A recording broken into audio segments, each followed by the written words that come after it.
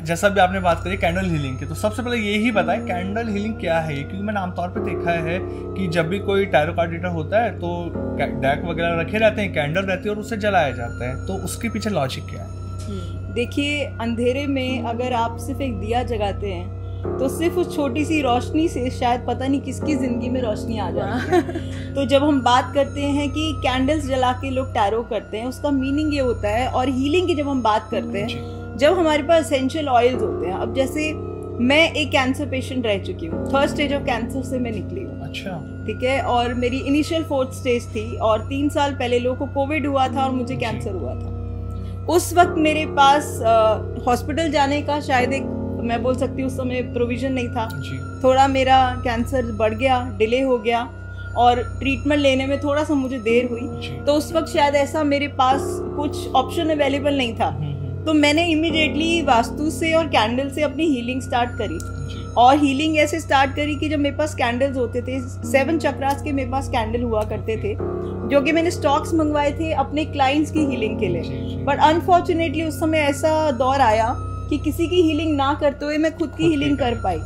तो candle healing जब हम करते हैं, सबसे पहले आपका नाम लिखा जाता है उसके ऊपर, कैंडल के ऊपर। चाहे आप बड़ा कैंडल ले रहे हो, चाहे छोटा टी कैंडल ले रहे हो, और ये आप लोग भी कर सकते हो अपने साथ। आपकी लाइफ में कोई भी प्रॉब्लम चल रही है, चाहे हेल्थ इशू हो, चाहे मनी इशू हो, चाहे किसी भी वर्क का इशू हो, आप उस प्रॉब्लम को उस कैंडल के ऊपर लिख दीजिए और कोई भी एसेंशियल ऑयल लेकर आप उसकी लिड के ऊपर डाल दीजिए और 7 टाइम्स आप उसको बोल दीजिए, जितनी भी नेगेटिविटी जो भी आपकी लाइफ में चल रही है, 7 टाइम्स बोल के उसको अपने 3rd आई चक्रा से आप उसको ब्लॉक कर दीजिए 3 टाइम्स। उसके बाद लिड को पकड़कर आप जितनी नेगेटिविटी है सब उसमें डाल दीजिए और ये बोलिए कि जब हम इसको फ्लेम करेंगे ऑटोमेटिकली ये सब बर्न हो जाएगा, और जब फायर जलेगी तो मेरी लाइफ में वो लाइट आनी चाहिए जो अभी तक मेरी लाइफ में नहीं आई। और जितने भी इवल आए और ब्लैक मैजिक जब आपकी लाइफ में होते हैं, कई बार आपको पता नहीं होता, तो आप इनडायरेक्टली उसमें सब कुछ डाल दीजिए और उसको फ्लेम आउट कीजिए।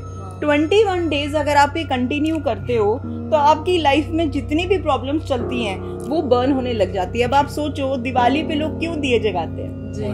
रोशनी के लिए, कुछ नया पाने के लिए। तो जब वो अंधेरे में, अमावस्या की रात होती है वो भी, और जब हम उसमें दिया जगाते हैं तो हमें शायद चांद की भी जरूरत नहीं है, वो इतनी रोशनी देता है पॉजिटिव एनर्जी के लिए। तो ऐसी हमारी सोच है कि जितनी नेगेटिविटी हम उसमें डाल के उसको फ्लेम करते हैं वो ऑटोमेटिकली पॉजिटिव तरीके से काम करती है। सो मैंने वो एसेंशियल ऑयल्स का यूज किया, जो मेरे पास जितना स्टॉक मेरे कस्टमर्स के लिए, क्लाइंट्स के लिए था, वो मैंने अपने पे यूज किया।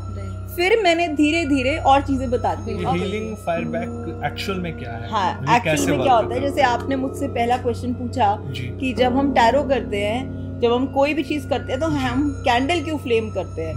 तो दैट इज द रीजन कि जब हम कैंडल फ्लेम करते हैं तो ये बोलते हैं कि जितनी भी एनर्जी नेगेटिव मेरे आसपास घूम रही है और जो भी मैं काम कर रही हूँ, चाहे हम एस्ट्रोलॉजी, न्यूमरोलॉजी, वास्तु कर रहे हैं या हम टैरो कर रहे हैं, मेरी टेबल पे बैठा है कोई तो मुझसे बात कर रहा है, अगर मैंने एक कैंडल लगाया, आप देखो 90% आप टैरो कार्ड रीडर्स को देखो वो कैंडल फ्लेम करते हैं, जस्ट बिकॉज ऑफ कि जितनी नेगेटिव एनर्जी है वो सारी उसमें मर्ज अप होके डेड हो जाए।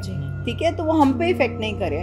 फिर मेरे को आइसोलेशन नहीं आता था कि हाउ टू आइसोलेट योरसेल्फ। तो जब मैंने ये कैंसर की स्टेज थी तब लोग शायद सीरीज देखते थे, तब लोग के पास कोविड में इतना टाइम था कि लोग पता नहीं क्या क्या करते थे, पर मुझे था कि मेरे रूम में आज भी टीवी नहीं है, मैं आज भी टीवी नहीं देखती, मेरे पास टाइम भी नहीं है, एज यू ऑल नो। तो एक टाइम की बात करें तो ठीक है, लोग होता है, लेकिन मैं हमेशा स्टडीज करती हूँ। अब मैं इंटरनेशनल टैरो कार्ड रीडर्स को देखती हूँ, डॉरन वर्च्यू को जैसे हम लोग फॉलो करते हैं, उनका बेटा भी कर रहा है। सो बहुत सारी ऐसी चीजें हैं जो स्टडी करने लायक है। और आज 15 साल के बाद भी मैं आज भी ये बोल सकती हूँ, I am still under a study zone, मैं फिर भी अभी पढ़ रही हूँ। तो मुझे हाँ जी बोलो। जी, मुझे आपसे ये भी पूछना था, आप अभी हीलिंग की बात कर रही हैं तो एक जो रेकी हीलिंग भी प्रोसेस होता है, राइट, क्या आपने उसकी भी हेल्प ली थी या वो क्या होता है? Yes of course. देखो ऐसा होता है ना, हमारी बॉडी में लोगों को मालूम है कि 7 चक्रास होते हैं जी, बट एक्चुअल होते हमारे 11 चक्रास हैं। और अगर आप मल्टीपल जोन में चले जाओ तो पता नहीं हर चक्रा के अंदर कितने चक्रास हैं। ठीक है, सो मेजरली हम लोग 11 चक्रास पे बात करते हैं। तो मैंने स्लोली ग्रेजुअली अपनी हीलिंग स्टार्ट करी, अपने चक्रास को हील अप किया, सन से सोलर एनर्जी मैंने ली जी। मून से मैंने एनर्जी ली, जैसे आप पूर्णमासी में बोलते हो ना कि आप जी। खीर बना के रखो, मैंने पानी को एनर्जाइज किया। अच्छा। क्योंकि जब हम पानी को एनर्जाइज करते हैं ना, उससे बड़ी कोई पावर नहीं। जो पानी को हम बोलते हैं यू आर हीलिंग वाटर, जिस तरह से बोला जाता है। सो जब हम पानी की बात करते हैं, जैसे मैं गुरुजी की बिलीवर हूँ, तो हम लोग जब छतरपुर से हमारे लिए जब जल आता है तो उस जल में इतनी पावर होती है, लोग बोलते हैं ना जल प्रसाद दो तो आप ठीक हो जाएंगे, वो प्रसाद तो मैं ले ही रही थी। उसके अलावा जब आप किसी भी बीमारी से जूझ रहे हो, जो सोलर एनर्जी होती है उसमें इतनी पावर है कि वो आपकी बॉडी के अंदर जितनी भी नेगेटिविटी है और जितनी टॉक्सिन्स हैं वो सब खत्म करने की पावर रखती है।